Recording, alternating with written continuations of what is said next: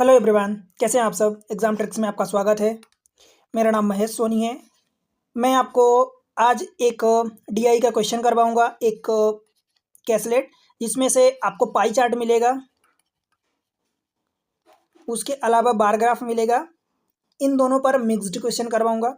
देखो, डाटा होता है एक्चुअली क्या होता है कि एक ही फॉर्म में ये तो डाटा को कई चीज़ों को रिप्रेजेंट कर दिया, या उन्हीं कई चीज़ों को अलग अलग फॉर्म में रिप्रेजेंट कर दिया, ये होता है। ऐसा नहीं होता कि केवल अगर मान लो पाई चार्ट दे दिया, उसमें से कुछ इन्फॉर्मेशन शब्दों में बोल दिया तो वो केवल पाई चार्ट हो गया। नहीं, पाई चार्ट दे दिया भाई, उसके साथ और इन्फॉर्मेशन एक्स्ट्रा में दिया है, या उसी को जो एक्स्ट्रा में इन्फॉर्मेशन दिया है, मान लो उसको बार ग्राफ में रिप्रेजेंट कर दिया, या टेबल में रिप्रेजेंट कर दिया, या लाइन में, तो वो क्या होता है कि एक से ज़्यादा हो जाते हैं, एक से ज़्यादा चार्ट हो जाता है। उसी को आपको अपने शब्दों में तोड़ना होता है कि इन सब का जो भी डाटा इन्फॉर्मेशन गिवन है, उसके बेसिस पर आप क्वेश्चन को कैसे टैकल करोगे। ठीक है, तो यही चीज़ें होती हैं कि pie chart and bar graph दिया है, तो भाई इसके बेसिस पर आप क्वेश्चन को कैसे करोगे। बात करूं कि कौन कौन से एग्जाम में आता है, तो भाई बैंकिंग में उठा लो तो पूरा एक सेक्शन हो जाता है। मेंस लेवल पर बहुत इंपॉर्टेंट होता है, 4 से 5 कैसलेट, कभी कभी 6 कैसलेट आ जाते हैं भाई, और एक में 4 से 5 6 क्वेश्चन, 6 क्वेश्चन तक रहते हैं। अंदाजा लगाओ कि कितना बड़ा वेटेज रहता है, आपका पूरा सिलेक्शन डिसाइड कर देता है। ठीक है, उसके अलावा और भी बैंकिंग जैसे एग्जाम लाइक एसएससी हो गया, आपका रेलवे हो गया, या इंश्योरेंस के हो गए भाई, और भी एग्जाम होते हैं जो उन सब में इंपॉर्टेंट होता है। कैट लेवल पर बात करो तो वहाँ होता है। ठीक है, तो बहुत सारा इसका इंपॉर्टेंस होता है। आप समझो बस इतना कि भाई ये पूरा एक सेक्शन है जो एक डीआई या इस फॉर्म में रिप्रेजेंट किया जाता है। आगे बढ़ने से पहले अगर आप चैनल पर नए हैं तो वीडियो को लाइक करके चैनल को सब्सक्राइब जरूर कर लें और शेयर कर दें अपने दोस्तों के साथ। चलो देखते हैं।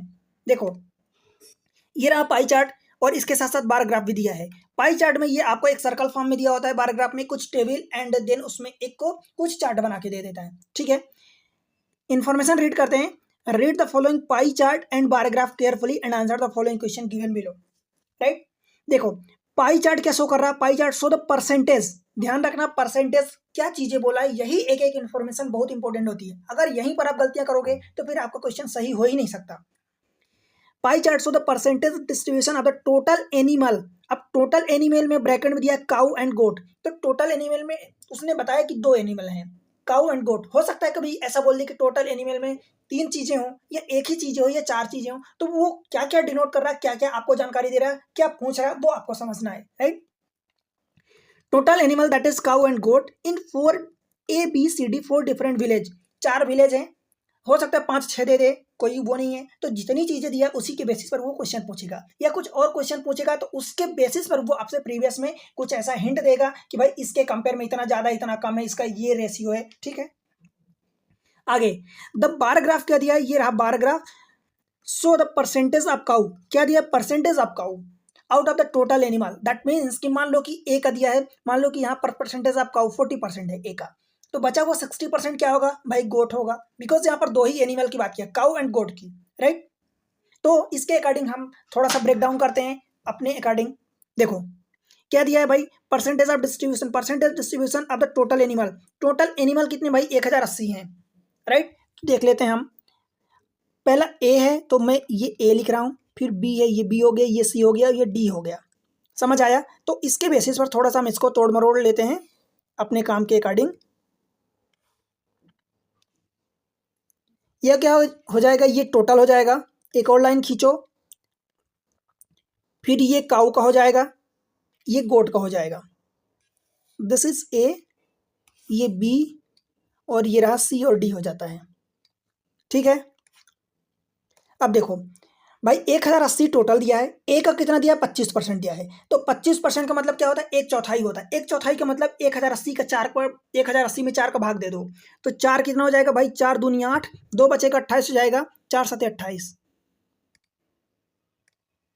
4 दूनी 8, 4 सते 28, 27 चौका वैसे भी 108 होता है, एक जीरो बढ़ा दो बस काम हो गया। ये ए का हो गया, ये टोटल की बात हो रही है। राइट, फिर बी का देखोगे तो बी का कितना है, ये वाला बी 15%। भाई 15% इसका, एक जीरो ये काट दो, 15 से मल्टीप्लाई कर दो। कहने का मतलब ये कि 15, ये डबल जीरो आप ऐसा निकालोगे 1080, तो ये एक जीरो काटोगे, फिर ये 2 हो जाएगा, ये 3 हो जाएगा, कुल मिला के 3/2 हो गया। अब 2 से काटोगे तो ये 54 हो गया। 54 × 3 कितना होता है भाई, 162, 162। 3 चौका 12, 3 पचे 15, 1 16। क्लियर है। 40% है सी, तो इसका 40% यानी 4/10 निकालोगे आप। 0 कट गया, 4 में 1 का मल्टीप्लाई करोगे तो 400, 4 अठे 32, 432 हो जाएगा। बताओ भाई, देखो क्या है, उसी डाटा को चाहे आप बहुत टाइम लेके कैलकुलेट करो या उसी डाटा को आप मेंटली कैलकुलेट करके फटाफट लिख दो, ये आप पर निर्भर करता है। यहीं से आपकी स्पीड तय होती है और एक्यूरेसी तय होती है। यही चीज़ें आपका नंबर, कितने आप नंबर ला पा रहे हो, कितने गलत करवा पा रहे हो, ये चीज़ें डिसाइड करती हैं, राइट। फिर अगला 20% है। 20% का मतलब 1/5 हिस्सा होता है। 1/5 मतलब इसमें 5 का भाग दे दो, तो भाई 5 का भाग दोगे 5 दूनी 10, फिर 5 एक कम 5, बचेगा 3, तो 5 छक्का 30 हो जाएगा। क्लियर है इतना। अब यहाँ पर दिया है देखो परसेंटेज ऑफ काऊ, तो काऊ निकाल लो भाई। 40% है, देखो ए में 40% काऊ है। 40% मतलब 0.4 का मल्टीप्लाई कर दोगे तो 27 को कितना हो जाएगा, 108। ये हो गया। अब देखो भाई 108 अगर काऊ हो गया तो बचा हुआ 60% कौन होगा, वो गोट होगा, बिकॉज 2 एनिमल की यहाँ बात किया है, तो ये गोट हो जाएगा। तो यह तो इसमें 60% इसका निकालो, यह पता है कि भाई 2 ही हैं, तो काऊ जितना हो गया उसके अलावा बाकी बचा हुआ आपका गोट हो जाएगा। तो 270 में से 108 माइनस करोगे तो भाई ये हो जाएगा 162। क्लियर है, कोई दिक्कत तो नहीं है। अब बी का देखोगे तो बी में काऊ अगर 50% है, दैट मीन्स कि 50% काऊ है तो 50% आपका गोट भी होगा, तो आधा आधा हो गया। 162 का आधा कितना होगा, 81 होगा, और 81 ये भी होगा। बोलो क्लियर है। आगे सी में देखो, ये 70 है, ये 80 है, उनके बीच का टोटल 10 है, डिफरेंस है, और 2 पार्ट में डिवाइड किया गया, मतलब ये 75 है। 75 का मतलब क्या होता है भाई, 3/4 होता है। 3/4 काऊ है, कितने का, 432 का। 4 से काटोगे तो 4 एक कम 108 हो गया। 108 में 3 का मल्टीप्लाई करोगे तो ये हो जाएगा, काऊ का दिया है तो काऊ का हो जाएगा 300, 8 3 24, और बचा हुआ एक पार्ट 108 होगा, तो ये 108 ये हो गया आपका गोट। क्लियर हुआ। डी का देख लो, तो डी का ये 20 की लाइन है, ये 30 के उसके बीच 25%। 25% का मतलब 1/4, तो 1/4 इसका काऊ है, तो काऊ 1/4 मतलब 4 से भाग दे दो, तो भाई 4 कितना हो जाएगा, 4 पंचे 20 हो जाएगा, 4 चौका 16। तो बचा हुआ 3/4 क्या होगा, ये होगा। तो यह 54 में 3 का मल्टीप्लाई कर दो, या इसमें से 54 माइनस कर दो, एक ही बात हो जाएगी। तो ये 2 हो जाएगा, और 21 में 5 माइनस करोगे भाई तो कितना हो जाएगा, 162। क्लियर हुआ, समझ आया ना। अब ये चीज़ें आपने निकाल ली, यहाँ से आपने इंफॉर्मेशन बना ली अपने अकॉर्डिंग, इसको फाइंड कर लिया। अब इसके बेसिस पर जो भी क्वेश्चन दिए होंगे वो आप आसानी से कर पाओगे। देखो क्वेश्चन रीड करते हैं। पहला क्वेश्चन है, ग्राम ए में बकरियों की संख्या उस ग्राम में पक्षियों की संख्या का 1/3। हालांकि यहाँ पक्षी नहीं, एक्चुअली भेड़ दिया है, गोट मीन्स भेड़ है। The number of goat in village A is 1/3 of the number of birds in that village. अच्छा, पक्षी ही दिया है, एक्चुअली वो इन्फॉर्मेशन पूछा है। The number of goat in village A is 1/3। अब नंबर ऑफ गोट कितना दिया है भाई, विलेज ए में देखो, विलेज ए में गोट कितना दिया, 162।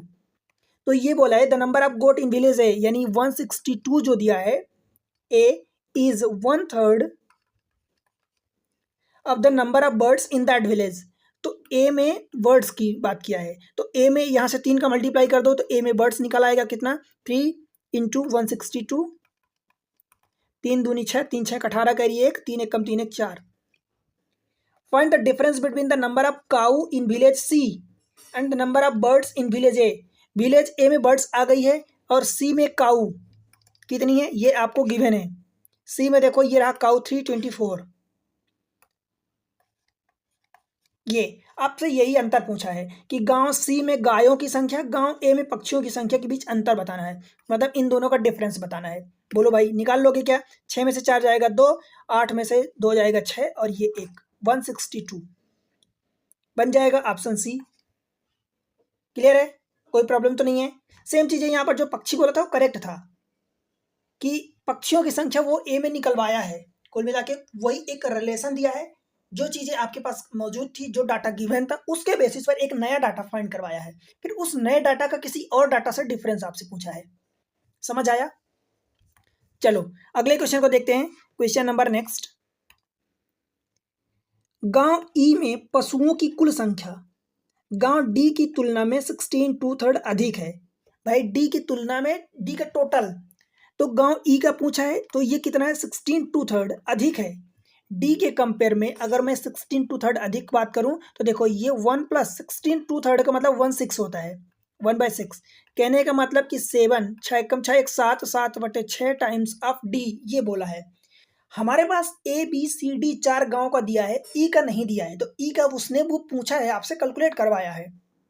ठीक है, अब पहले ये कैलकुलेट कर लो। आगे यदि गांव ई में बकरियों की संख्या गांव ए के बकरियों की संख्या से 11/9 कम है। अब ये 11/9 का मतलब होता है भाई 1/9, और अगर कम है मतलब 8/9 हो जाएगा टाइम्स। ठीक है, तो गांव ई में गायों की संख्या गांव ए में पशुओं की संख्या की कुल संख्या का कितना प्रतिशत है, कैलकुलेट कर लोगे। देखो, total number of animal in village E is 16/3 more than village D.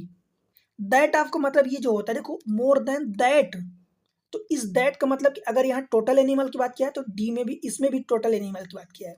अगर यहाँ फीमेल की बात किया होता तो यहाँ भी फीमेल, अगर यहाँ काऊ की बात किया तो यहाँ भी काऊ, अगर यहाँ गोट की बात किया तो यहाँ भी गोट। इस दैट का मतलब वो होता है कि जो ऊपर वाली चीज़ों में मेंशन किया उसी सेम चीज़ की बात यहाँ भी किया है। इस दैट का मतलब ध्यान रखना, राइट। तो हमने ये कर दिया। If number of goat in village E, number of goat देखो ये रहा गोट इन विलेज ई इस 11/9 लेस है, तो जो हमने यहाँ पर प्लस किया था प्लस दिया था 11/9 का मतलब 1/9 होता है, तो 1/9 कम है, इसका मतलब 8/9 है, 8/9 less than that of village A. अब यहाँ फिर से दैट, तो दैट मतलब यहाँ गोट की बात किया है तो ए में भी गोट की बात होगी। समझ पा रहे हो क्या? ऊपर वाले सेंटेंस में जो भी चीजें बात करता है उसी को सेम चीजें जब दैट बोलता है नीचे तो उसकी बात करता है। क्लियर है भाई? अब ए में गोट की वैल्यू तो आपको गिवन है, देखो ए में गोट की वैल्यू कितनी गिवन है, ए मेरी ये रहा 162, तो ये 162 इंटू 8/9 आप करोगे, 9 से काटोगे तो 9 1 कम 9, कितना बचेगा 7, तो 9 8 72, 18 8 कितना होता है 144, ये हो गया। अब देखो then find the number of cow in village E. अब मुझे एक बात बताओ, ई में टोटल कितना दिया है दिस मच, और डी के टोटल कितना दिया है, तो यहाँ से आप फाइंड कर लोगे कि डी में टोटल कितना दिया है। डी का टोटल 216 है, तो जब डी का टोटल 216 है तो यहाँ 216 जैसे ही रखोगे तो भाई ई में टोटल निकालोगे, 6 18 6 6 36, ये कट जाएगा, 7 का मल्टीप्लाई करोगे 7 6 42, कैरी 2 कैरी 4, 7 21 4 25। देखो ई में टोटल कितना 252 है, ई में गोट जो है 144 है, तो ई में काऊ आप निकाल सकते हो, 252 में से 144 माइनस कर दोगे तो कितना आ जाएगा, ये 8 आ जाएगा, 108। ठीक है, ई में काऊ आ गया। अब देखो find the number of cow in village E, village E में ये काऊ रहा, is what percent of the total number of animal in village A. Village A में टोटल एनिमल कितने दिए भाई, 270 दिया है। तो ये आपसे पूछा है कि विलेज ए में के कंपेयर में ये नंबर ऑफ काऊ जो ई में है कितना है, परसेंट के लिए 100 का मल्टीप्लाई करोगे, ये 0 कट गया, 27 चौका तो 4 इंटू 10 यानी 40%। बोलो भाई, यही आपका आंसर हो जाएगा, ऑप्शन बी करेक्ट बन जाएगा। आसान है। चलो अगले क्वेश्चन पर चलते हैं, क्वेश्चन नंबर 3।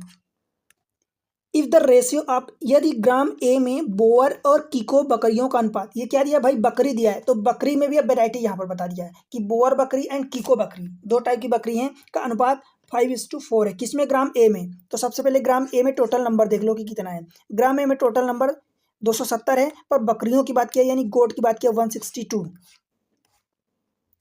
टोटल 162 गोट हैं, जिसमें से आपको बताया है कि बोअर एंड कीको, तो ये रहा बोअर ये रहा कीको, का रेशियो कितना दिया है भाई 5:4, मतलब ये 5 पार्ट है ये 4 पार्ट, तो 5 4 9 है, तो पहले 9 से इसको डिवाइड करोगे, तो 9 से डिवाइड करोगे तो 9 1 कम 9, 9 8 72, 18, 18 का ऊपर नीचे मल्टीप्लाई करोगे, 18 पंचे 90 ये हो गया, 18 चौक 72 ये हो गया, मतलब जो बोअर वाला था वो 90 है और कीको वाला 72 है।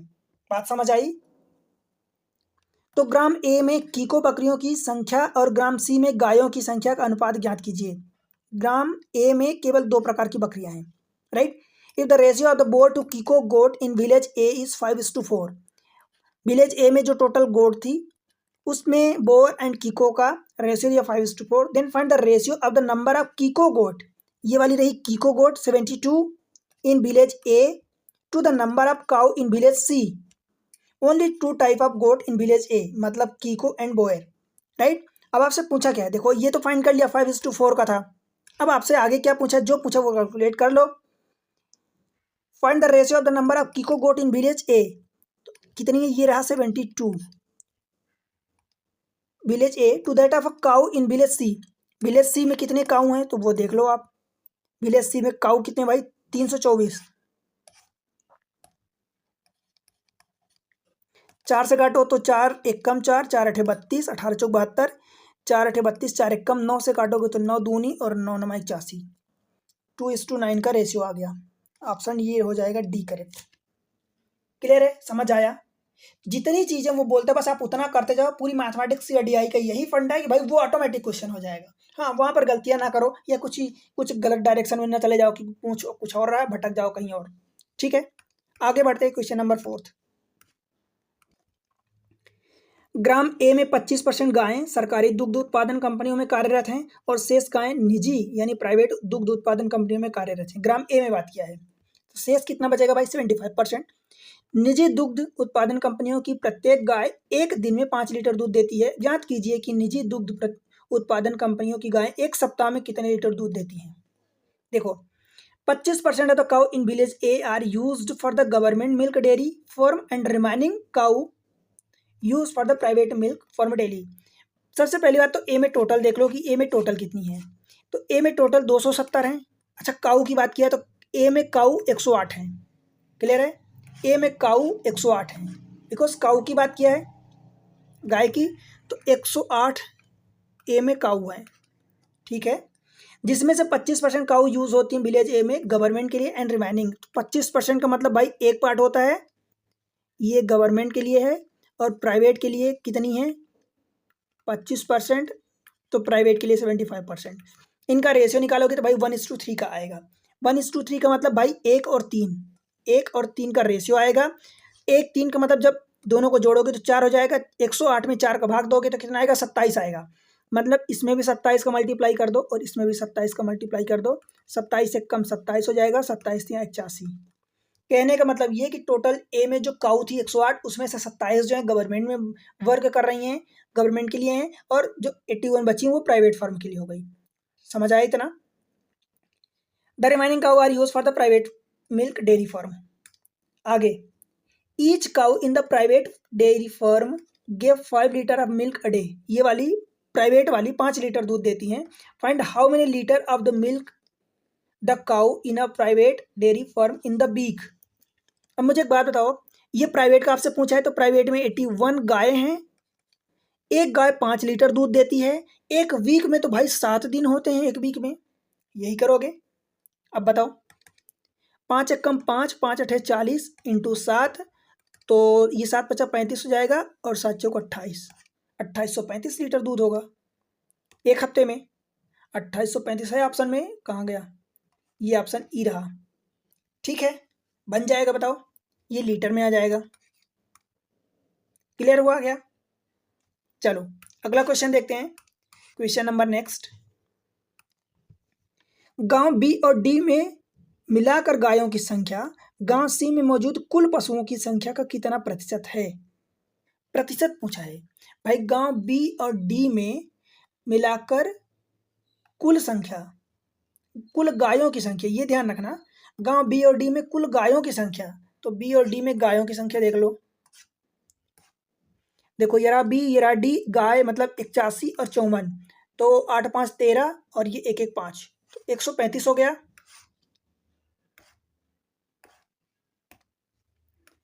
81 प्लस 54, ये 5 हो गया, 8 5 13, 135 हो गई। बी और डी में टोटल काऊ मौजूद, सी में मौजूद कुल पशुओं की संख्या का कितना प्रतिशत है। तो सी में अब कुल प्रतिशत देख लेते हैं। कुल पशु, सी में कुल पशु 432 हैं।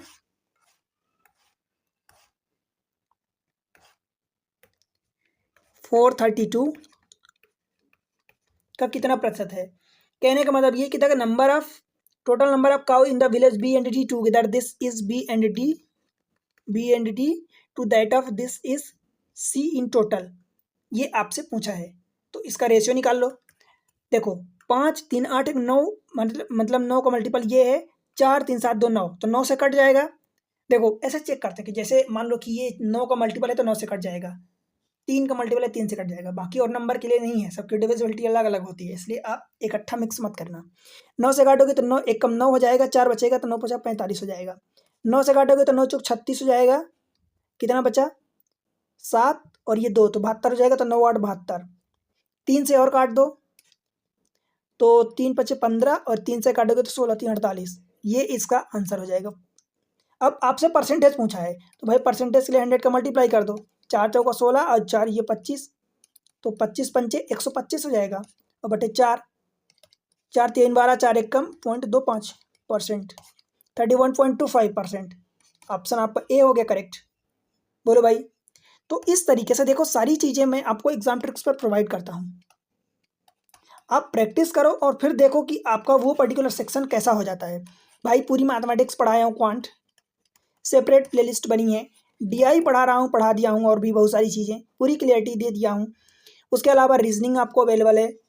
अब जीएस के भी आपको लेक्चर मिलते हैं। भाई आपको एक ही चैनल पर सब कुछ मिल रहा है।